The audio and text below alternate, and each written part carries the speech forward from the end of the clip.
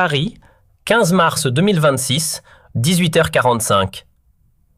Dans le silence feutré de son bureau à l'Élysée, Emmanuel Macron venait de poser son téléphone. Son visage s'était vidé de toute couleur. Paris, 15 mars 2026, 18h45. Dans le silence feutré de son bureau à l'Élysée, Emmanuel Macron venait de poser son téléphone. Son visage s'était vidé de toute couleur. À l'autre bout du fil, Sébastien Lecornu, son Premier ministre depuis 1 an et demi, venait d'annoncer qu'il quittait définitivement ses fonctions. En quelques instants seulement, le président français basculait dans ce qui allait devenir la crise la plus périlleuse de tout son second quinquennat. Ce qu'il ne savait pas encore, c'est que les 24 heures suivantes allaient mettre à nu une vérité gênante, sa dépendance presque totale envers Lecornu. Ce qui devait ressembler à une simple transition politique allait bientôt prendre la forme d'une reddition pure et simple. « Sébastien ne peut pas me faire ça », soufflait Macron en tournant nerveusement dans la pièce. Jusqu'au dernier moment, il avait voulu croire qu'il s'agissait d'un simple coup tactique. Peut-être une manière de renégocier son poids au sein du gouvernement. Mais le ton de Lecornu, glacial et sans équivoque, ne laissait aucune place à l'illusion.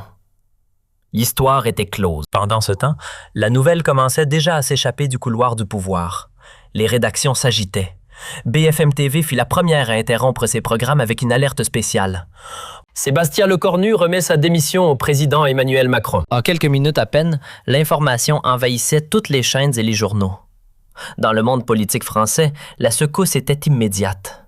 Une véritable onde de choc venait de parcourir Paris. À l'Élysée, c'était la panique. Alexis Collère, secrétaire général de la présidence, convoquait en urgence une cellule de crise. Nous avons peut-être 48 heures avant que la situation devienne ingérable, analysait-il devant une dizaine de conseillers réunis dans le salon doré. Macron, lui, était déjà au téléphone.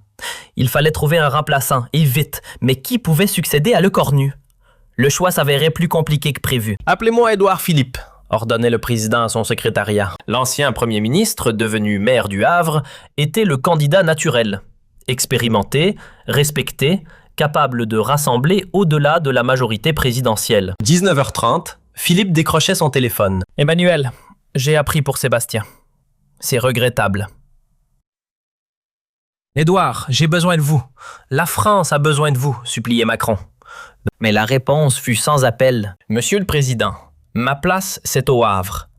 Je vous souhaite de trouver la bonne personne, mais ce ne sera pas moi. » Premier refus. Macron encaissait le coup, mais rebondissait immédiatement. « Bruno Le Maire !» s'exclamait-il. Le ministre de l'Économie avait l'expérience, la crédibilité internationale et la stature. 20 heures. Le Maire était en déplacement à Bruxelles pour un conseil des ministres européens. Macron l'appelait directement sur son téléphone portable. « Bruno, rentrez immédiatement. J'ai une proposition à vous faire. » Mais là aussi, la déception était au rendez-vous. « Emmanuel, je vous suis loyal, mais Matignon n'est pas pour moi. Je préfère rester à Bercy. » Dans l'entourage présidentiel, l'inquiétude montait. Si même nos plus proches collaborateurs refusent, qui va accepter? S'interrogeait un conseiller. 20h30, Macron tentait une approche différente. Contacter Gérald Darmanin. Le ministre de l'Intérieur avait toujours eu des ambitions pour Matignon. Sûrement accepterait-il. Darmanin était en réunion préfectorale à Lille quand l'appel présidentiel arriva. « Monsieur le Président, c'est un honneur. Mais permettez-moi 24 heures de réflexion. C'est une décision qui engage toute une vie. » Cette fois, ce n'était pas un refus, mais ce n'était pas non plus l'acceptation immédiate qu'espérait Macron. Le président sentait que sa position s'affaiblissait d'heure en heure. Les chaînes d'information continuaient de consacrer leurs programmes spéciaux à la crise gouvernementale. « Emmanuel Macron face au défi de sa vie politique », titrait-elle. « Qui pour remplacer l'irremplaçable Lecornu ?» s'interrogeait-on. Dans son bureau, Macron consultait fébrilement sa liste de contacts. Élisabeth Borne, trop associée aux échecs passés. Gabriel Attal, trop jeune, pas assez d'expérience. Marlène Schiappa, impossible dans le contexte. 21h30, nouvelle tentative avec François Bayrou. Le leader du MoDem, fidèle allié depuis 2017, président du Haut Commissariat au Plan, avait la stature et l'expérience. « François, j'ai besoin de vous », lança Macron. « Emmanuel, vous savez que je vous suis dévoué, mais à 75 ans, Matignon serait une épreuve, et puis mes électeurs de Pau ne comprendraient pas. » Troisième refus. La situation devenait critique. Il était presque 22 heures et Macron n'avait toujours pas de successeur pour Lecornu. « Monsieur le Président, intervenait Alexis Courleur. Nous devons envisager un profil différent. Peut-être quelqu'un de moins politique, un technocrate, un haut fonctionnaire. 22h15, Macron appelait Jean Castex. L'ancien premier ministre, redevenu maire de Prades, avait l'habitude de Matignon. Jean, la République a besoin de votre expérience. Emmanuel, j'ai donné à Matignon, c'est un sacrifice personnel énorme. Ma famille a payé le prix. Je ne referai pas cette expérience. 4e refus. Dans les couloirs de l'Élysée, les conseillers commençaient à paniquer. Et si nous ne trouvions personne ? Chuchotait l'un d'eux. Désespéré, Macron tentait même d'appeler Michel Barnier. L'ancien négociateur du Brexit, figure respectée de la droite républicaine, pourrait incarner l'ouverture. Michel, la France traverse une crise. Votre expérience européenne ? Monsieur le Président, je suis honoré, mais à mon âge, ce serait un défi trop important. Et puis, les républicains ne comprendraient pas. 5e refus. Il était presque 23 heures et Macron n'avait toujours pas de premier ministre. Pendant ce temps, les médias sociaux s'enflammaient. Macron en panique était tendance sur Twitter. Les oppositions politiques ne perdaient pas de temps pour critiquer l'impréparation présidentielle. Macron découvre qu'il est seul, tweetait Marine Le Pen. Personne ne veut porter sa politique d'échec. Jean-Luc Mélenchon renchérissait. Le roi nu cherche désespérément des courtisans. Mais qui voudrait hériter de ce bilan catastrophique? 23h30. Dans son bureau, Macron s'effondrait dans son fauteuil. « Comment sommes-nous arrivés là ?» demandait-il à Alexis. Sébastien était notre pilier, notre seul rempart. Sans lui, nous n'avons plus personne. Cette confession révélait l'ampleur du problème. En 18 mois, le Cornu était devenu indispensable. Il gérait les crises, négociait avec les parlementaires, portait les dossiers difficiles. Son départ créa un vide abyssal. Minuit, Macron tentait une dernière approche avec Catherine Vautrin, ministre déléguée au territoire. « Catherine, vous avez l'expérience locale et nationale. »« Monsieur le Président, je suis touchée par votre confiance, mais je ne me sens pas prête pour Matignon. C'est trop lourd pour moi. » 6e refus. La nuit s'annonçait longue. 0h30. Épuisé, Macron décidait de prendre quelques heures de repos. « Nous reprendrons demain matin. Il faut bien que quelqu'un accepte. » Mais le sommeil ne venait pas.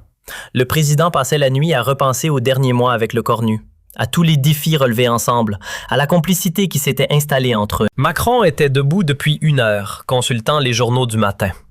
Tous titraient sur la crise. Macron enquête d'un premier ministre introuvable. L'Élysée est dans la tourmente. Qui veut être premier ministre, Monsieur le Président? Un conseiller annonça. Les marchés sont inquiets. L'euro chute face au dollar. Il faut absolument stabiliser la situation. 7h30.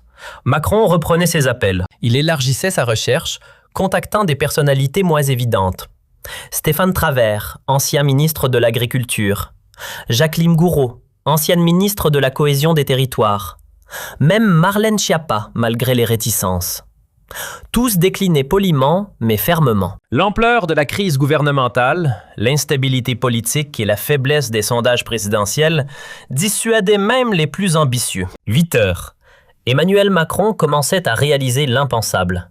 Personne ne voulait succéder à Sébastien Lecornu. « Monsieur le Président », suggérait timidement un conseiller, « et si nous rappelions Sébastien ? Peut-être accepterait-il de reconsidérer sa décision. » La suggestion provoquait un silence gêné dans la salle. Rappeler le Cornu après 12 heures de recherche infructueuse, c'était avouer un échec total. Reconnaître sa dépendance absolue à son premier ministre, 8h30. L'orgueil présidentiel cédait devant la réalité politique. « Appelez Sébastien », murmurait Macron. Alexis Colère hésitait. « Monsieur le Président, êtes-vous certain?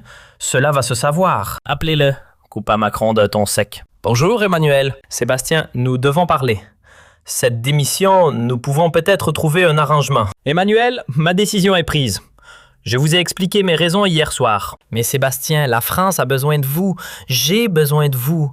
Ces dernières heures m'ont fait comprendre à quel point vous étiez indispensable. » Pour la première fois depuis le début de son mandat, Emmanuel Macron suppliait l'un de ses collaborateurs. 9 heures, la conversation se prolongeait. Macron multipliait les arguments. L'intérêt national, la stabilité institutionnelle, l'urgence des dossiers en cours. « Emmanuel, » répondait le Cornu, « vous me demandez de revenir sur une décision mûrement réfléchie. Il faudrait des garanties, des changements substantiels dans notre façon de travailler. » C'était une ouverture minime, mais réelle. 9h45. Quelle garantie, Sébastien? Dites-moi ce qu'il faut changer et nous le changerons. La capitulation était totale. Le président de la République française négociait sa survie politique avec son premier ministre démissionnaire. Le Cornu posait ses conditions. Plus d'autonomie dans le choix de son gouvernement, un droit de veto sur certaines décisions présidentielles, l'assurance de ne pas être désavoué publiquement. Accordé, accepta immédiatement Macron. Tout ce que vous voulez. Sébastien, entrez à Matignon. À 10h30, je vais réfléchir. Concédait finalement le Cornu. Laissez-moi quelques heures. Cette réponse était déjà une victoire pour Macron. Après 13 heures de panique, il entrevoyait une sortie de crise. Dans l'entourage présidentiel, le soulagement était palpable. Sébastien va accepter, chuchotaient les conseillers. Il ne peut pas laisser tomber le président comme ça. Mais l'attente reprenait. Le Cornu se faisait désirer, mesurant parfaitement sa nouvelle position de force. Nouveau coup de téléphone de Macron. Sébastien, avez-vous pris votre décision? J'y réfléchis encore, Emmanuel. C'est une décision importante. À 12h30, les médias commençaient à évoquer la possibilité d'un retour de Le Cornu. Source concordante à l'Élysée, des négociations seraient en cours, annonçait BFM TV. Troisième appel de Macron dans la journée vers Le Cornu. Sébastien, les marchés sont nerveux. L'opposition attaque. Il faut que vous reveniez. Emmanuel, si je reviens, ce sera à mes conditions. Plus jamais de désaveu public. Plus jamais de décision prise sans me consulter. C'est entendu, Sébastien. Vous aurez toute ma confiance. À 13h30. Très bien, concédait finalement le Cornu. Je retire ma démission.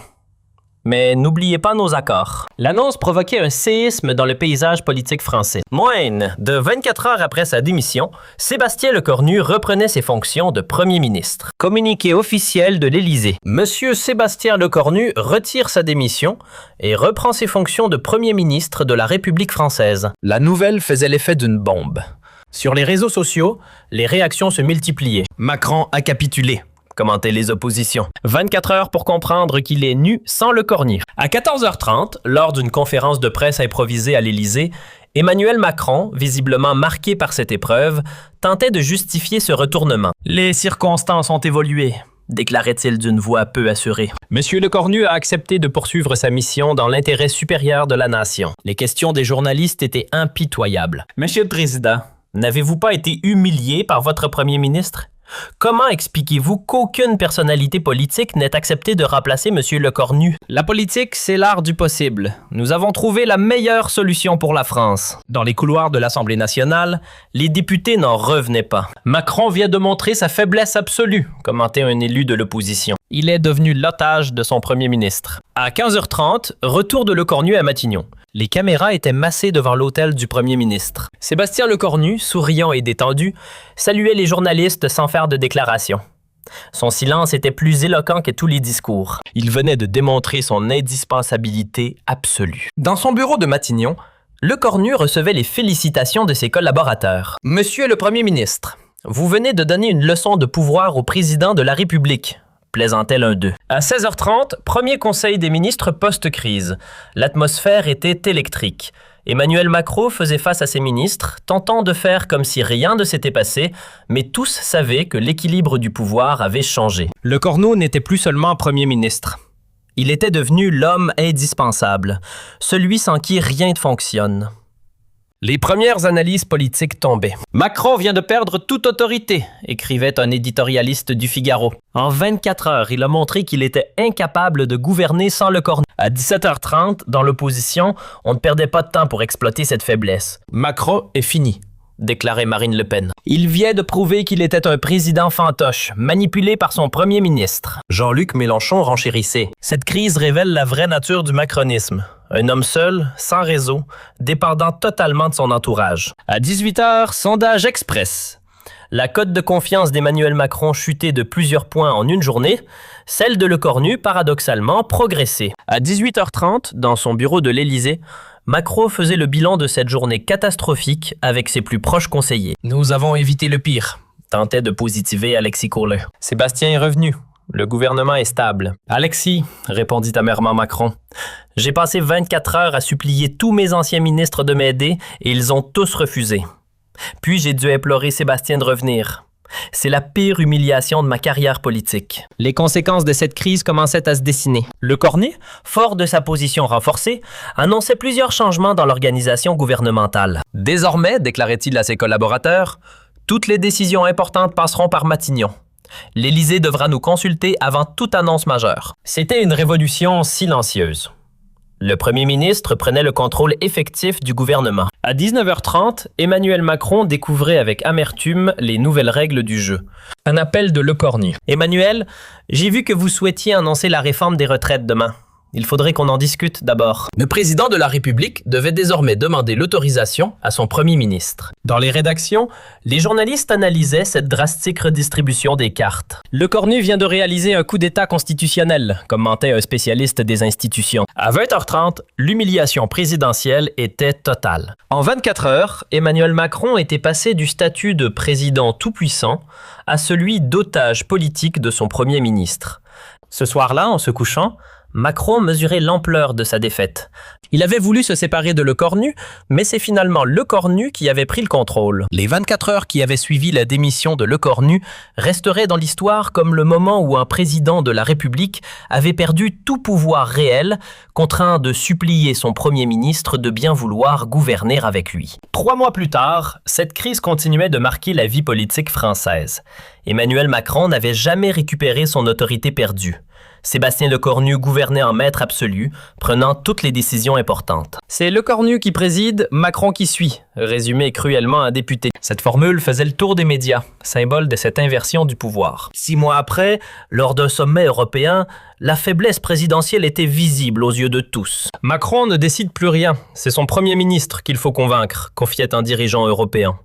L'humiliation de ces 24 heures avait durablement affaibli Emmanuel Macron, transformer Sébastien Lecornu en homme phare du régime et révéler au grand jour les failles du système politique français. Cette crise resterait comme l'une des plus significatives de la Ve République, le moment où un président découvre qu'il n'est rien sans son premier ministre et où un premier ministre comprend qu'il peut tout obtenir en sachant dire non au bon moment. Histoire vraie d'une capitulation présidentielle en 24 heures chrono. 1 an après cet épisode traumatisant, Emmanuel Macron n'était toujours pas remis de cette humiliation. Dans l'intimité, il confiait à ses proches « Ces 24 heures m'ont appris que je n'étais rien sans Sébastien. C'est la leçon la plus dure de ma vie politique. » Cette confession révélait l'ampleur du traumatisme présidentiel. L'homme qui avait conquis l'Élysée à 39 ans, qui avait défié tous les codes politiques, découvrait sa fragilité absolue. « Emmanuel a vieilli de 10 ans en une nuit », observait un proche. Cette crise l'a cassé psychologiquement. Il ne s'est jamais remis de cette démonstration de faiblesse. Effectivement, le comportement présidentiel avait changé après cette crise. Macron, autrefois impulsif et autoritaire, consultait systématiquement Lecornu avant chaque décision importante. Il a peur de le contrarier, témoignait un ministre. Emmanuel redoute qu'une nouvelle crise éclate. Il marche sur des œufs avec Sébastien. Cette nouvelle dynamique bouleversait le fonctionnement traditionnel de la Ve République. Le premier ministre n'était plus dans l'ombre du président. Il était devenu son égal, voire son supérieur. Lecornu gouverne, Macron accompagne, résumait cruellement un député de l'opposition. Cette formule, devenue célèbre, circulait dans tous les couloirs politiques. Les conséquences internationales de cette crise étaient également significatives. Lors du sommet du G7 en Italie, 6 mois après l'épisode, les autres dirigeants avaient noté la faiblesse de Macron. Emmanuel semblait diminuer, confiait Joe Biden à ses conseillers.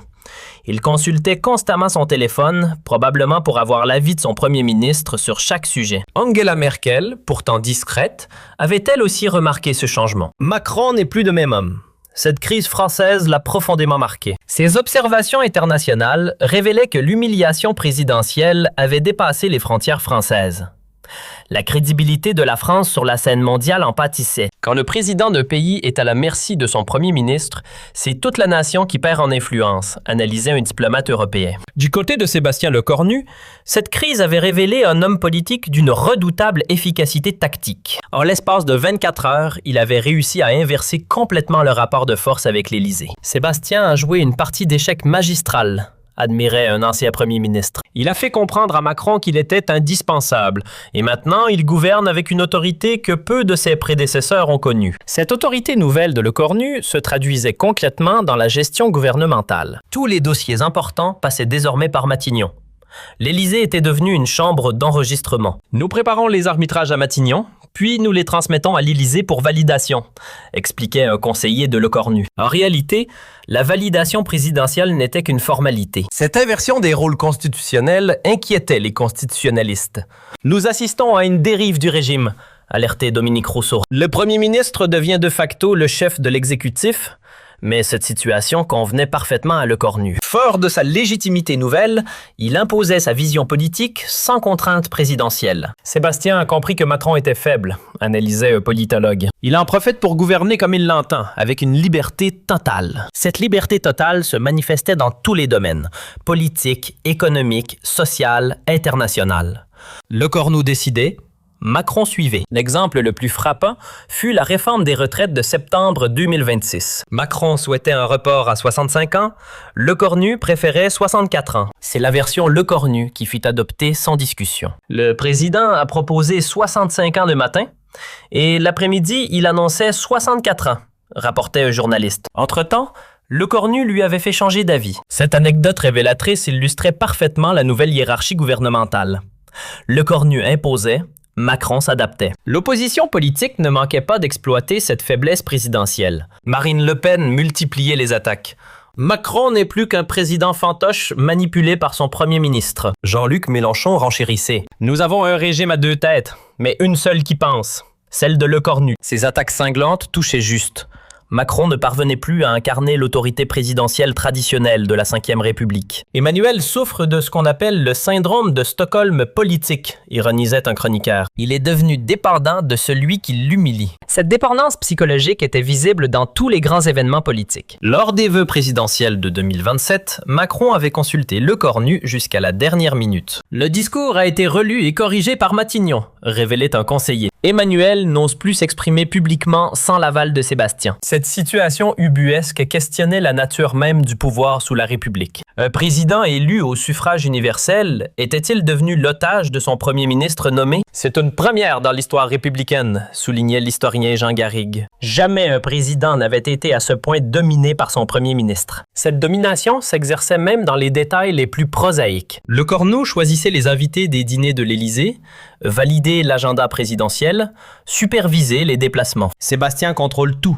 témoignait un huissier de l'Élysée. Même les menus des repas officiels doivent passer par Matignon. Cette micro-gestion révélait l'ampleur de l'emprise lecornienne sur l'appareil présidentiel.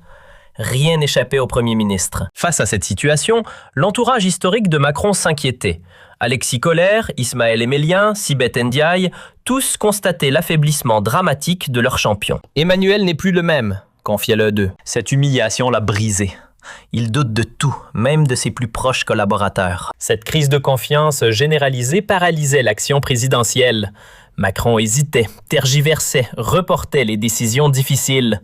Le président qui fonçait tête baissée est devenu quelqu'un qui réfléchit trop, observait un ministre. Paradoxalement, cette prudence nouvelle le desservait, car pendant que Macron hésitait, Lecornu tranchait. Cette différence de tempo renforçait encore l'autorité du premier ministre. Sébastien a compris que la politique, c'est l'art de la décision rapide, expliquait un de ses conseillers. Pendant que l'Élysée réfléchit, Matignon agit. Cette philosophie de l'action immédiate séduisait les Français, lancés de l'indécision gouvernementale des années précédentes. Dans les sondages, cette préférence était claire. 67% des Français faisaient plus confiance à Lecornu qu'à Macron pour prendre les bonnes décisions rapidement. Ces chiffres catastrophiques pour l'Élysée confirmaient l'inversion complète de la popularité entre président et premier ministre. C'est historique, commentait un sondeur. Jamais un premier ministre n'avait été aussi populaire au détriment de son président. Cette popularité de Lecornu alimentait naturellement les spéculations sur l'avenir. Beaucoup voyaient en lui le futur candidat de la majorité présidentielle en 2027. Et même si Emmanuel se représente, il aura du mal à justifier sa candidature face à Sébastien. Cette perspective d'une candidature Lecornu terrorisait l'Élysée.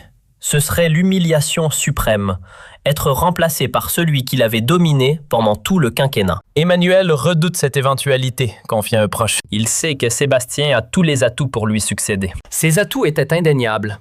Popularité, expérience gouvernementale, réseau politique et surtout image d'efficacité. Lecornu incarne la compétence face à l'amateurisme macronien, résumait un politologue. Si l'élection présidentielle avait lieu demain, il serait largement favori. Cette analyse, partagée par de nombreux observateurs, révélait l'ampleur du renversement politique opéré en 1 an et demi après cette crise historique. Le bilan était sans appel. Emmanuel Macron avait perdu toute autorité réelle. Sébastien Lecornu gouvernait en maître absolu et la Ve République vivait une expérience institutionnelle inédite. Ces 24 heures ont changé la France, concluait un historien politique. Elles ont montré qu'un président pouvait être réduit à l'impuissance par son propre premier ministre. L'histoire retiendrait cette crise comme l'une des plus significatives de la Ve République, le moment où un président découvre qu'il n'est rien sans son premier ministre et où ce dernier comprend qu'il peut tout obtenir en sachant dire non au bon moment. Emmanuel Macron avait voulu gouverner seul. Il s'est retrouvé gouverné par un autre. Sébastien Lecornu avait accepté de servir, il a fini par régner. En 24 heures, les rôles s'étaient inversés pour toujours. Cette leçon politique magistrale resterait gravée dans les mémoires. En démocratie, le pouvoir appartient à celui qui sait le prendre, pas forcément à celui qui est élu pour l'exercer. Mais l'histoire ne s'arrêtait pas là. 2 ans après cette crise, de nouveaux éléments vinrent éclairer cet épisode. En mars 2028, un ancien conseiller de Matignon publiait « Dans l'ombre du pouvoir », révélant que la démission de Lecornu avait été orchestrée. « La démission n'était pas spontanée », écrivait Jean-Baptiste Moreau. « Elle avait été préparée pour tester la dépendance de Macron et renforcer notre position. » Cette révélation faisait l'effet d'une bombe. L'enquête judiciaire révélait des enregistrements compromettants. Dans ces conversations, Lecornu expliquait « Emmanuel est faible psychologiquement.